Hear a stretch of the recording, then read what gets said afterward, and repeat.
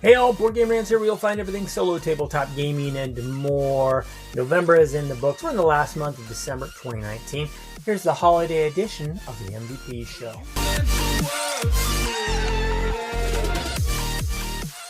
So thank you for joining me. Here we are at the end of the month. Very exciting.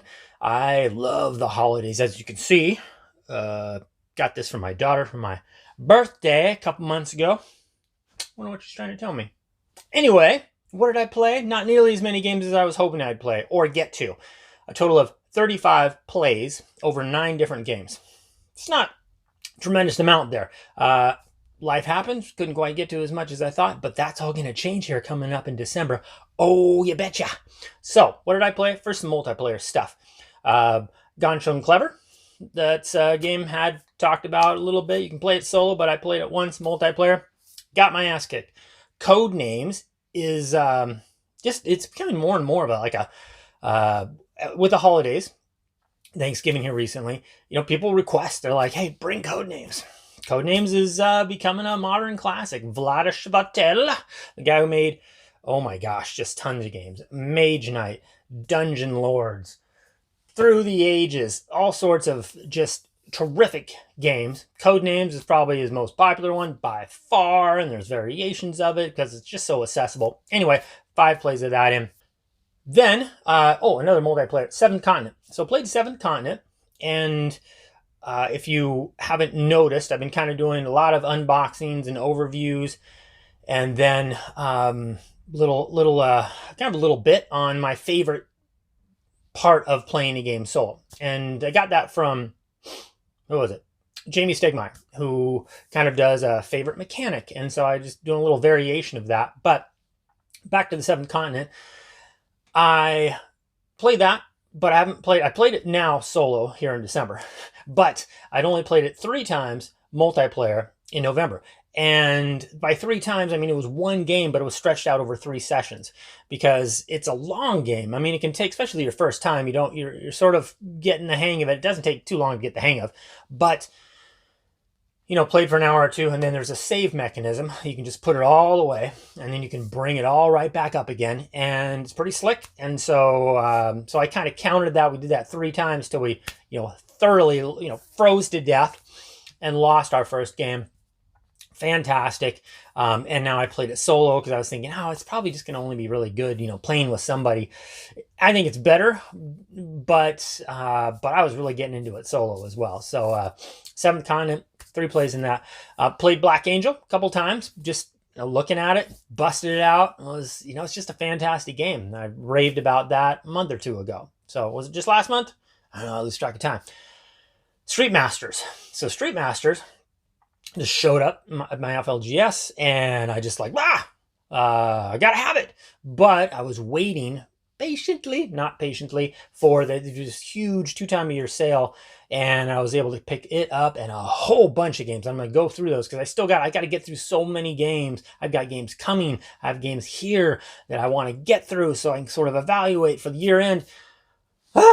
Anyway, Street Masters, 4 plays of that, and I love it. It's great. I don't know how long that's going to last. It's sort of a rock'em sock'em tactical miniature game, but it's awesome in that it sets up quick, and you can you pick a character, a fighter, and you got this deck of cards that represents this fighter's abilities, and they're all pretty unique. And then you've got an enemy deck that you're going to pick, and then you've got a stage deck that you're going to pick. And that stage deck has its own theme, has its own board that you're going to play on. You mix the variation of stages with the enemy decks, with the fighters, and there's a huge combination right there. But then there's like the story. You can play the story form to it, a little bit of a campaign thing. And then each character can have its own storyline that you can, and then you can throw in. Oh, anyway, there's lots of variations. I haven't explored them all. Of course, I've only played 4 times, but each time I played with a different character, and I'm impressed with how smooth it is too, because there's a lot of stuff to, but I don't know, kind of keep track of, I guess. But all you got to do is just read the cards, and you won't miss anything, because it's just very clearly laid out. Just each stage is clearly laid out, and on each of the cards It tells you, go through this section, enemy cards, go through the stage cards, and just left to right. You just read, activate. It just tells you, just walks you through everything.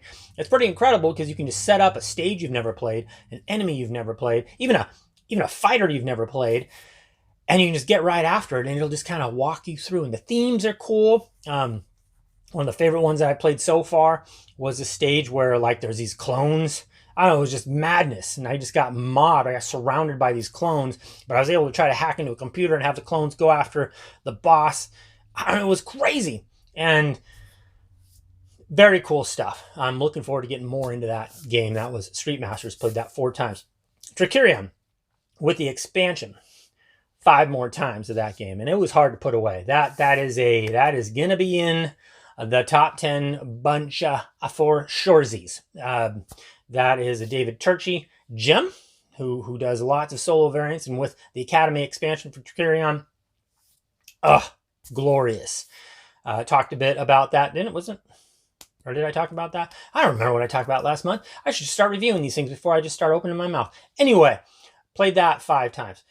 Now, on to the more disappointing thing, I guess. Dice Settlers. Darn it, I was pretty pumped for Western Seas, and it's good. It made the game better. It made the game, I would say, a lot better. Because Dice Settlers, I just thought, I'm never going to play this game. This is a game designed by David Turczi. And of course, in that game, it had a solo variant, a marvelous, well done, darn near ingenious solo variant designed by the designer, David Turczi. It was his game. And then, but it just wasn't, it just didn't hit with me on kind of all levels. There wasn't enough everywhere for me to really stay with it. Saw Western Seas just kind of out of nowhere too. I mean, it came out of nowhere. And I saw the little modular things it was adding, and I thought, this could do it. And I feel like it kind of did. It's just being overshadowed right now, I think, by so many other games that I'm trying to get to. And so, timing is kind of everything when you go through as many games as I tend to. And so it just didn't stick. I played it 4 times, and I feel like I haven't quite given it enough of a chance yet. But I guess the disappointment comes from it's friggin' David Turczi. It's his game. And I played so many of his variants now through Anachrony and Teotihuacan and now Trickerion. And I just, you kind of expect the game that he designed, or the only one that I'm aware of that just like he designed, to be like your favorite of the favorites. And it's actually my least favorite. So anyway, so far. So that was Dice Settlers. Played that 4 times. The surprise. Well, I don't know if it's a surprise, but it was another thing. It was just been calling my name off the shelf for a while. I just kept looking at it and going, yeah, I got to get to you. And then, yeah, I got it. And I just never did. Finally, Hoplomachus, The Lost Cities.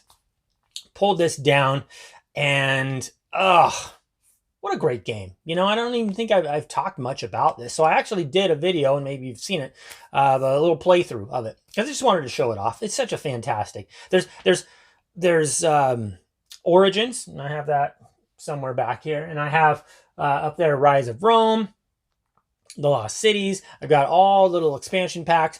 I came across those after I started playing Too Many Bones. Everybody knows how I feel about Too Many Bones. Too Many Bones is the cat's pajamas, not the Grinch's pajamas. And I busted that out, and it was so easy to relearn. There's so many different solo variations with all the different standalone, because Origins is standalone, Lost Cities is standalone, Rise of Rome is standalone. They're all their own standalone games, but they all blend together.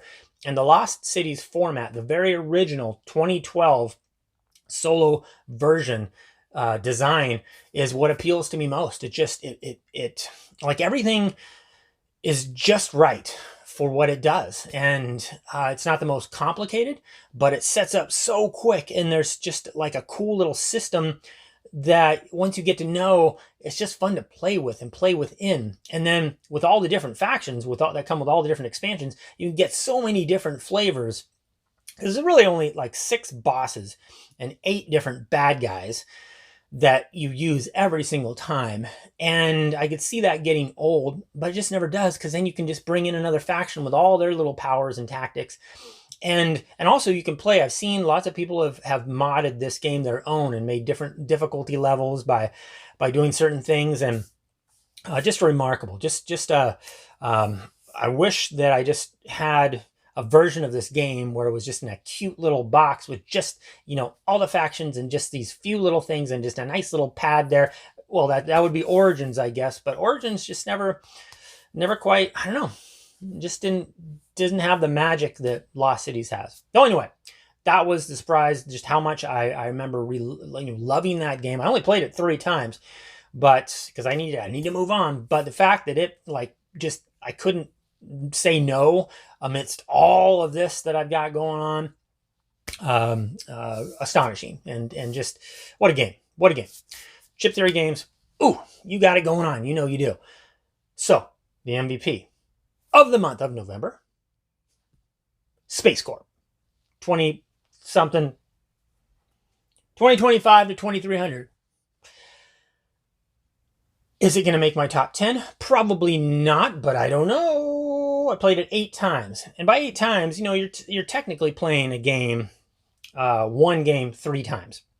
It's a game about space exploration. And I haven't played a game quite like this since, I guess Gaia Project is about space exploration, and there's some other games too. But this one's like, pretty much the theme is you're starting in your local space area of Earth out to Mars, and you play this game and you're trying to do certain things. You got to explore. It's all, these cards that you have in your hand, and you'll be able to gather more cards. And with those cards, you're going to be able to move, and then you're going to be able to build, and then you're going to be able to, produce for points. Kind of reminds me of a little bit of Race for Galaxy there. And then you can upgrade this thing, call your genetics and your revelations. And as you do that, you're going to unlock certain cards. We don't even get to really unlock anything until you get to the second stage of the game. And the whole playing field gets erased. Because in the first part, you're just trying to get off of Earth and get to the moon and start establishing a little infrastructure, or you think you are anyway. And then it'll trigger game end, or round end, I should say. And then that entire infrastructure is just wiped off. It's wiped off the board. And at first I thought I was going to hate that, but then you do get to keep a few things. And really that's just, you have this board that has these abilities, these cards that essentially you lay down and you don't have to discard when you use them. They become kind of a permanent part of what you can play every turn. And you can upgrade those. So, your move 1 is now a move 3, which is now a move 5. You can just keep upgrading them. And then you got to make sure that you're protected against radiation as you get into the second stage of the game. The second stage of the game is you're more or less exploring from Mars out into the solar system, out into Pluto-ish areas and stuff. And you're doing all your things and now you have to worry about a few more things. There's a few more mechanics that you got to worry about. The AI, which is called the competition, is easy to run. It really is. I felt like I had to read the rules and watch some playthroughs over and over and over again to really grasp it. But I think it's just because I'm not used to this kind of game, really. But once you get it, because there's a whole chain of stuff, the tiebreakers can get to be a bit much and a little daunting, especially in the beginning. But after you kind of get it, you just sort of, you just memorize it, I guess. But the competition is run just by a deck, and just very simple. Just every time the competition takes a turn, it's going to do pretty much everything you do. Try and explore out into space. It takes all these shortcuts, so it just sort of like boom, just instantly boing, just appears out, and reminds me of Scythe, playing the Automa and Scythe. Just when the Automa would move, it's just like it was here, and all of a sudden, boom, it's over there. It doesn't have to like doom, doom, doom, doom. It's just boing. There it is, which is fine. I like that simplification.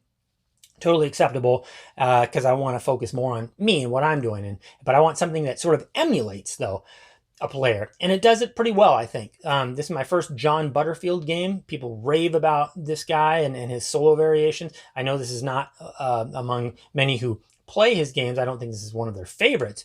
But I really enjoyed it. I enjoyed... it's also, too, one of the things, this game, and I talked about my favorite thing about this game, too, you might want to check that out, but is how you get, a lot of you start a game, and you just sort of know when you're halfway through the game, kind of you're on track or not. I'm going to lose or not. Oh, this game's kind of shot. You can get that sense, that feeling in a game, and because you've just gone down a certain path to a point of no return. In this game, don't have to worry about that, because a third of the way through, you just get to start over again. And it doesn't matter like how bad you were doing, you're on this even playing field all of a sudden again for the second round. And then now you're out into light years, trying to travel across the galaxy and trying to establish colonies. This is all in the third round and stuff. And I did find, playing 8 times, I started winning pretty regularly. And that was one of the complaints. People said it's just a little too much. You can kind of just see a weakness there you can exploit.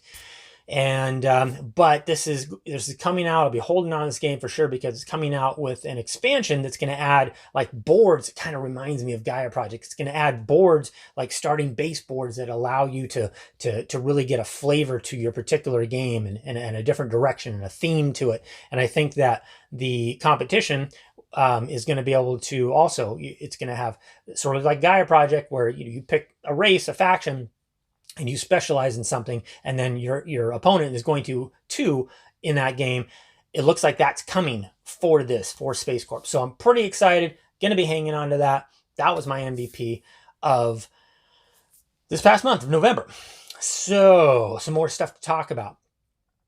One thing I saw that came out, you might want to check it out, was the One Player Guild on BGG has completed its top 200 list. Interestingly enough, I'm going to take a break here. The Grinch needs some coffee. One thing that I was interested in as I looked at this list, I kind of starting from 100 down. I was like, I wonder how many of these games I've played in this One Player Guild, the best 100 games of 2019, which of course there's a lot of games that were in 2018 and 2017 that made the list for 18, that made the list for 2019. Anyway, so I looked, and out of the top 100 games, I was looking to see, what have I played? I've actually played 62 of the top 100 games. 62. So that's not bad. That means there's 38 games there that I haven't played, which I have a couple of those now, either coming or I have them that I just have yet to try. And but I also looked at like the top 50. Within the top 50, there's only 10 games that I hadn't played. So I played 40 of the top 50. And then I looked down to the top 25. There's only 2 games that I hadn't played. And then down to the top 10, there was 1 game that I hadn't played, Aeon's End. And so, and I actually just ordered it this morning. It was bothering me. I saw that and I was like, you know what? No. And the other one, the other of the 25, top 25, the second one was just a version of Legendary Encounters, and I had the Alien one, so I think it was the superhero one or the Marvel one or something like that. So anyway, I kind of count that as this. I mean, I've kind of played that. So anyway, Aeon's End is coming. I'm going to try that out. I haven't. Just deck builders in general, I think I was so into them when Dominion came out, and I just was gobbling them up, and then I just sort of just ran out of steam for them and started preferring a heavier game. And so, but now I have just a kind of a crap ton of deck builders coming or that I need to play, and I kind of feel like the tide shifting. They've gotten more involved, and so I'm getting a little psyched about trying out some of these that are coming, but. And a lot of this is all an effort to come up with that top 10 solo 2019 list. And wouldn't you know it, I mentioned this last time. It was like, oh, can't wait to see those first top 2019 lists come out in November. And lo and behold, I think I've seen 2 now. And oh, you know what? It's I just find it odd.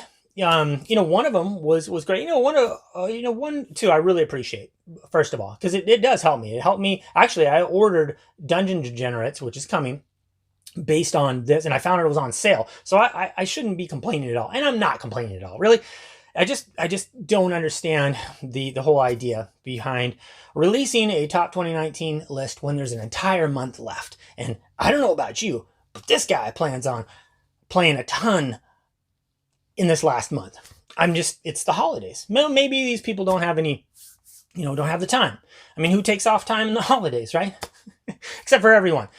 Or maybe they're too busy with family, but I'll bet you they still put out some videos. Anyway, it's petty. I know it's petty. It's just one of the things that bothers me, I think. And I don't think that I've seen either one of these people that put these top 10 lists out early do this. But like I've seen, like on Twitter, for instance, I've seen people just complain about how they're looking for best practices. And then they bring up like, I hate to be bitter, I hate to be cynical, but it's all about, quantity and not quality. It's all about getting your videos out first. And then I'll see those same people put out videos early and do it. I don't want to say they're crappy quality, but they're just like, one of them was talking about, doing a playthrough, and they never played the solo variant, and yet they were doing a playthrough of it. Okay. But it's the same. I guess what irks me is the same people who are complaining about this are then perpetuating it by doing it themselves. And they'll say, well, I've got no choice. You do have a choice. You don't have to pander to it. So, but you are, and yet you're complaining about it. Anyway, I'm going to keep my rant down to a minimum this month because it's the holidays, man. And even though I'm playing the Grinch, I'm going to cheer up, pal. It's the holidays. So, what else do I want to talk about here? Yes. So maybe you can help me with this. I have some decisions to make. I have a bunch of games I wrote them down. So here's what I got coming. Tainted Grail. Oh my God, I keep seeing people putting out videos on Tainted Grail. I haven't even got my it's coming email yet, but it was one of the few that I kickstarted, and I'm dying. It's got like an 8.9 rating on Board Game Geek right now, Tainted Grail. And now that I got my hands on the Seventh Continent, I'm dying to play Tainted Grail because it's got kind of the same sort of idea, but it's got like, crazy looking battle mechanics in it, which looks awesome. So I'm dying for the Tainted Grail to come. When it comes, I tell you what, everything's going to stop and I'm going to go right to that. But I also have huge one by Alexander Pfister, Maracaibo. That's coming. It should be here in a couple days, actually. That I'm hearing rave stuff about. Maracaibo. So excited about that one. Dungeon Degenerates. I don't know how quick they're going to be. I just ordered that a couple days ago, and so I don't know how quick they're going to be getting that to me. But Dungeon Crawler, which has made the top 100 in one player guild, and it's making top 10 lists. Aeon's End. I already mentioned that. That's an old game. I'm not going to be too worried about trying to get to that really quick, but I just want to be able to get to it eventually. Then, let me show you what I have on hand. Maybe you can help me kind of prioritize some stuff. So here we go. Here's just the quick. This is what I picked up at this monster sale that my game store just had. So I got Sword and Sorcery here. That's been out for a while, but I've been hearing awesome things about that playing it solo. This is Thunderstone Quest. There's Thunderstone, Barricades, and then Thunderstone Quest over there. Barricades makes it an official solo, so I'm excited to try that out. Nemesis, oh my gosh, this is the expansion for Nemesis, which y'all know I loved. Sierra West, that is a game that David Turchi did a solo variant for, as well as Trismegistus, which I think these people also had to do with a game that I love, Teotihuacan. Star Trek Frontiers, this is just Mage Knight in Star Trek form, essentially. And I have a little expansion coming for this, the Con one. I was able to get it for like half off or something, so I picked that up. SEAL Team Flicks, this is it's like, I honestly don't know too much about it, but it's like a game of tactical dexterity, and it's co-op, and you can play, solo. Got it for a steal, so I picked it up. And then Snowdonia, I didn't even mention this one. I think this is what I was going to bust into next. Deluxe Master Set of Snowdonia. But what I heard too is that Snowdonia, this Deluxe Master Set has tons of errors in it. So I have like a fix pack coming of like 30 cards. 30 cards, really? this game came out, what, 6-7 years ago, and they've had all this time to get it right, and with their deluxe master set, they screw that many cards up, so not terrifically pleased about that, but I hear it's still completely playable. And, again, David Turczi did the solo variant for this. Oh, much excitement. So there we have it. Any input would be gladly accepted. Let me know too what you think about some of the newer bits that I'm doing, like the my favorite of, you know, what my favorite thing is about this game or whatnot. And you know, I did a playthrough. It seems like playthroughs tend to be just the most well received. People seem to really like them. I like doing them. But sometimes I just don't like to have to sit and really grind a game to get it to know it so well that then I feel like I can do like an error-free playthrough of it. But like with Hop and Machus, I just kind of got into it, and with a little disclaimer in the beginning, I was like, look, this is just me having some fun kind of thing. I could probably do some more along those lines, and then just keep tutorials totally separate, because tutorials and playthroughs, I think, really are a different category, at least for me. But give me your feedback. Let me know what you're thinking. I mean, I'm always, like I said, you guys are my crowd. You are the ones that I enjoy doing what I do the most for. And anything and everything you say, I will take into account. So thank you for joining me. I hope the holidays treat you fantastically. I hope that you get plenty of time with family and friends or just whoever is meaningful to you, that you get to just spend some of the most quality, bestest time with them, whether it's one person or a bunch, just someone. Thank you for taking the time during the holiday season to watch this guy. And until next time, I'm Board Game Rants, and I'm out.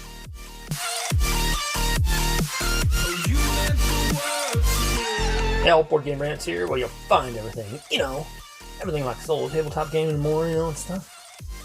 Testing.